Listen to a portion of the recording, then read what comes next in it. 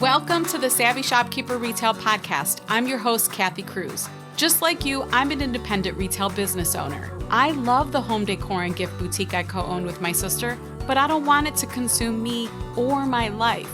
Join me each week as I share lessons learned, helpful tips, and valuable information for your retail business and life. Whether you're buying your products or making your products, whether you're a $25K business or a $2.5 million business, I'm on a mission to help indie retailers work less, profit more, and grow. Let's get started on today's episode. Welcome to episode 199 of the Savvy Shopkeeper Retail Podcast. Business forecasting. Will your retail business be sowing, inching, growing, or exploding in 2024? I'm your host, Kathy Cruz. I really can't believe I'm one episode away from 200. I've been podcasting since 2019. 2019 feels like a long time ago, but it's been 4 years and I can't believe it. And I'm just ready to keep going because I have a lot of ideas. I know I mentioned it before. I also want to add that it is almost the beginning of December. My birthday has passed. My birthday trip has passed. My husband hosted this incredible surprise birthday party for me. We're past Black Friday, Small Business Saturday, all those things. And I feel like this is the first week where I could breathe a little bit, where I have a little bit of space and time and breaks. And I just poured myself a cup of coffee and I'm going to record 2 podcast episodes and I don't feel rushed and it feels really good. So that's a good sign for December, especially if I consider how burned out I was last December. So this feels really good. My intention for this episode is to get you and me to start thinking about what 2024 might look like for you and your business. This is really, in my opinion, step 1 of the forecasting process. And if you Google forecasting, you'll find a variety of definitions.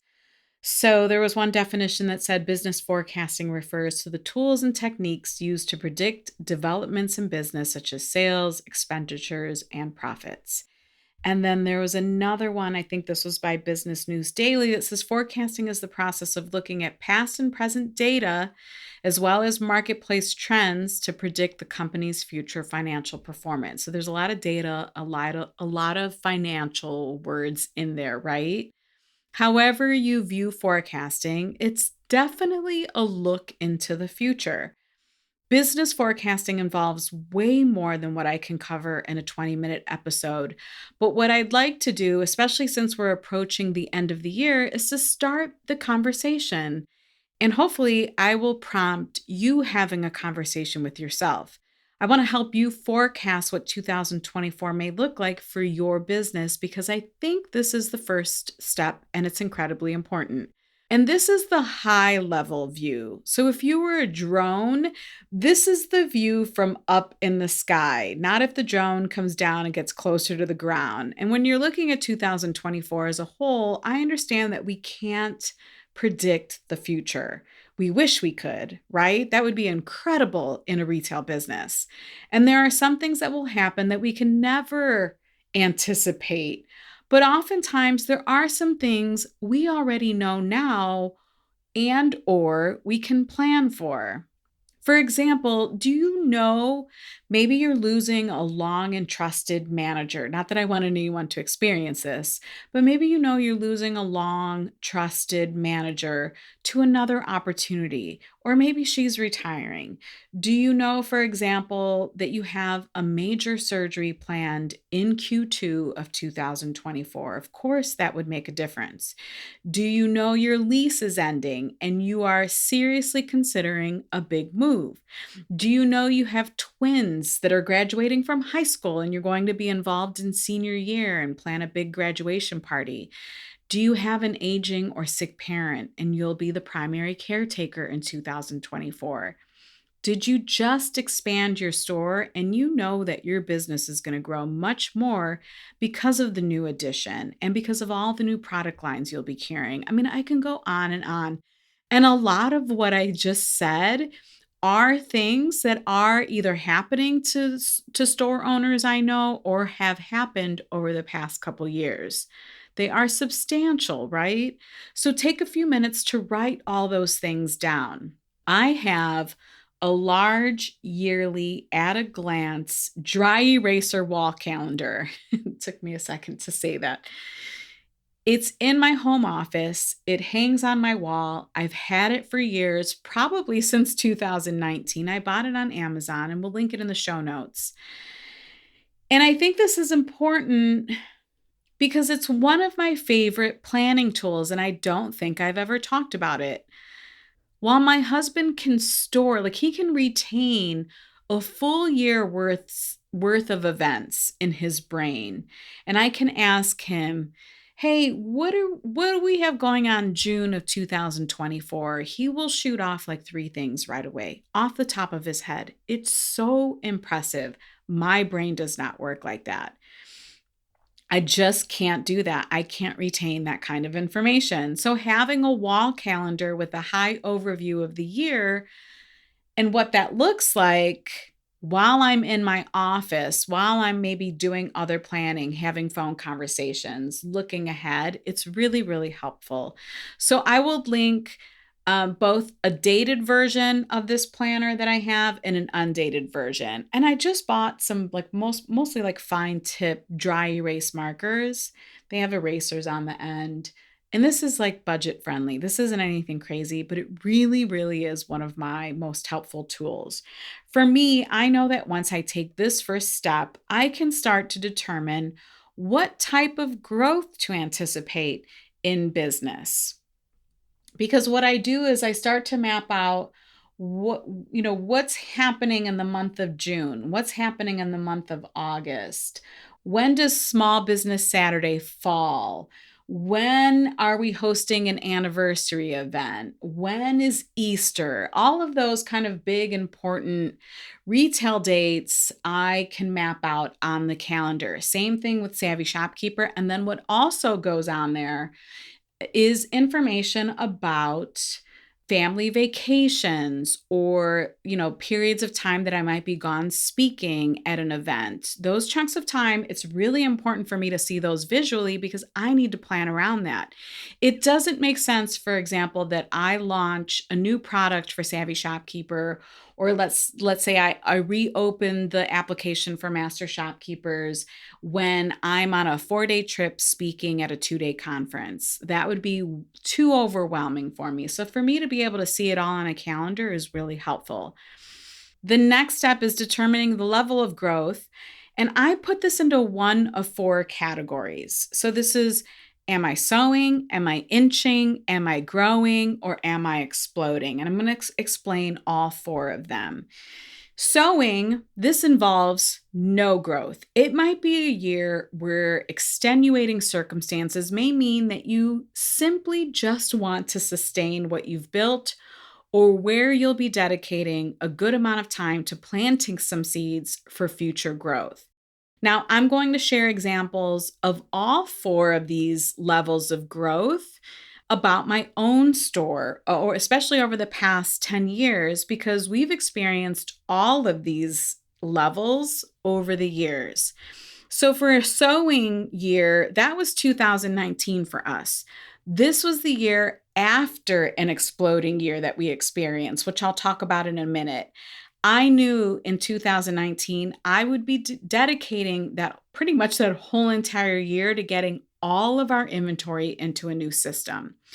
It was a process, and I know many of you know what I'm talking about. When you've been open for years, and then all of a sudden you realize, because you have no retail experience and no one ever said this to you, that you should have a really good inventory management system in place. That was me. So I had to backtrack and enter in hundreds of SKUs, probably 10, 12 categories worth into our inventory system in 2019. It took time. I knew it was going to take time and I was okay with it. The next level of growth is inching. And this involves very little growth. You might be thinking like single digit percentages. Maybe you're growing 2, 3, 4, 5, 6% that year. 2022 was an example of a year like this for us where we inched along. This was the year we were in the middle of our physical expansion. It was long, it was messy, it was dusty, and I'm just going to leave it at that. I learned a lot, and if I were to expand ever again, I would approach it differently. The next level of growth is growing. This involves, just like it says, growth, obviously, but we're talking about double digit percentages, 10 plus percent. And 2020, 2021, both of those years, and yes, those were pandemic years, those are examples of growing years for us. And I attribute that to the sowing year, because in 2019, that was the year we spent getting all of our inventory into this inventory system. And that's what set us up for success when the pandemic hit, because we were able to sell easily online and we capitalized on that. So I'm grateful that we spent 2019 sowing the seeds, because it was just priceless for 2020 and 2021. And then the fourth level of growth is what I call exploding. This involves big growth. And I would say, we're talking 20, 25, 30% or more. I actually put in my notes here 25% or more. This was 2018 for us at the store I co-own with my sister, the year after I left my full-time career and was able to invest a lot of my effort and energy into the store. We doubled revenue from the prior year. And let me add a disclaimer here. These levels of growth, the sowing, inching, growing, and exploding, these are all made up by me. The names, the percentages, this isn't anything you'll find in a Google search. I just wanted to give you an example of maybe levels that you would see, especially in retail businesses, and so that you can kind of figure out where might you be in 2024.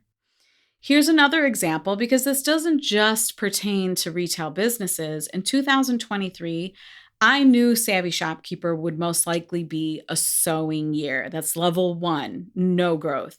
I knew I would be investing time into several big projects, and one was hosting the first virtual conference. That always involves quite a bit of time investment. Like the first time you do something is when you're setting up all of the systems and the project like we're setting up the project management board. We're making a ton of first-time decisions. It's exhausting, but that was a big time investment. I also onboarded 2 new team members, and I had quite a bit of administrative cleanup to do. I've had Savvy Shopkeeper, I think now for 6 years, and I just kind of kept building and building and building and didn't consider the systems I had in place. So this included me finally setting up Google Workspace, an official Google Workspace account for Savvy Shopkeeper. So I did all of these things in 2023 and other things that I haven't mentioned. So yeah, I'm proud to have another sowing year. I don't have shame in sowing years, by the way. I think they're helpful in business. Otherwise, we find ourselves drowning in the things that would help us move forward. Now, this doesn't include other aspects, nor does it include all of the unanticipated stuff that came up in my personal life. And I've kind of touched on this over the past few episodes. 2023 was a year, let me tell you. So as I reflect on this past year and look ahead to 2024 for Savvy Shopkeeper, I anticipate it will be a growing year. I am skipping the inching year because I really believe I set myself up for growth by doing all of the things I did in 2023. Even though so much of the work that I did in 2023, it wasn't exciting, it wasn't sexy, and sometimes it was really boring and grueling. I'm so looking forward to 2024. And if I look even further ahead into future years, I think I have an exploding year on my horizon, but I can't quite yet share why I think this is. That means I would have to tell a few fun secrets out loud. And our Master Shopkeepers group ambassador and call moderator, shout out to Kate. She's always trying to get me to spill the tea and learn all my secrets. And I'm just not going to do that on this episode. And everyone in Master Shopkeepers listening is probably laughing right now. It's an ongoing joke between me and Kate. So if I had to summarize this call, step one is to write down that high view of 2024 for you and your business using a calendar like the one I mentioned and the one that we'll have linked in the show notes.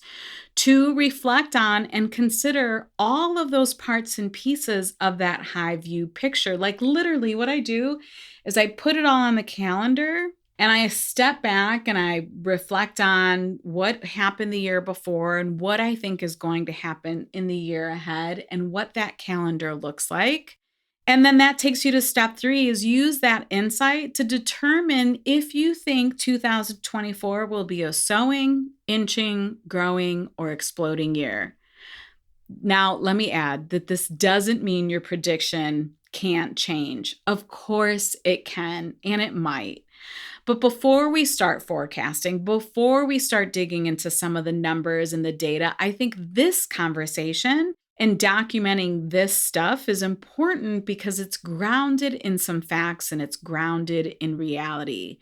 So if I go back to the caretaking situation, if you are now your parents' caretaker and you have to be there Monday, Wednesdays, and Fridays, either for appointments or for caretaking, that is going to make a big difference on that calendar year, right? And I can go on and on if I go back to all of those situations that I shared at the beginning of this episode. I want you to be realistic about what 2024 might bring. Now, I also know my audience. I know all of you. I know store owners, and I know many of you want growth. In fact, big growth. But what lies ahead for you personally and or professionally may not allow for that. And that's okay. You can see from my own examples that not every year has involved exploding growth. I am realistic about my life, my circumstances, and you all know I'm realistic about my time in particular, especially where and how I will be spending my time. If you go back and listen to episode 110, you'll hear me talk about this, how I manage my mind around time. Or if you listen to episode 135, where I answer the question, Kathy, how do you do it all? Those are helpful episodes to listen to around time management, and we'll link those in the show notes too. Now, before I wrap this up, I want you to know that if you're a Master Shopkeepers member, we are continuing this conversation in two ways. On December 18th, 2023, you can join the Reflections and Goal Setting group call, where I will ask all of you a series of questions to help you look ahead and plan for 2024. My plan for this call is for it to be quiet, calm, and provide you with the opportunity to journal and think and do the type of work that we often don't gift ourselves, right? We don't gift ourselves that quiet time to do it. So I will encourage you to reserve a quiet time for yourself, to go to a nice coffee shop, to, again, nothing fancy, maybe just close the door to your office, ask your family members to give you some privacy, order your team members to leave you alone. All right, maybe ask. You know what I mean. And then number two is you have access to a really cool Master Shopkeepers forecasting spreadsheet. It's a great tool to help you take goal setting one step further. It really is actually a forecasting tool. I call it the BFP tool, the budgeting, forecasting, planning tool. It's a Google sheet that walks you through the numbers in your business, the data. So if we go back to those definitions of forecasting, a lot of it involves data. It walks you through all of that. It walks you through doing some of that thought work, and then doing some goal setting. We will link this lab lesson, and it includes a video replay of the masterclass I taught last year and a link to the BFP tool. We'll have that all linked in the show notes, or you can ask in Master Shopkeepers and we'll point you in the right direction. That is also a really great follow-up to this podcast. So if you want to take this one step further, set a date with yourself to watch that class and work on the Google Sheet. And I'm going to say this, even about this first step that I'm talking about and mapping it out on a yearly calendar. Set the date with yourself and commit just 1 hour to do this. You will find it so helpful. I never know what the new year will bring, but I do know I have the power and the strength to manage whatever comes my way. And I'm hoping through these podcast episodes that you are learning that this is true for you too. If you're willing to do the work, and not just the data tracking and financials work, which I love, and you all know that, it's the mindset work too. If you found this podcast episode helpful, please share it with a retail business friend or leave me a rating and a review on Apple Podcasts. I really appreciate it. If you want to see the show notes to this episode, because I mentioned a lot, I mentioned some Amazon links, I mentioned some previous podcast episodes. You'll find all of that on my website at savvyshopkeeper.com/episode 199. Until the next episode, be savvy and boss up.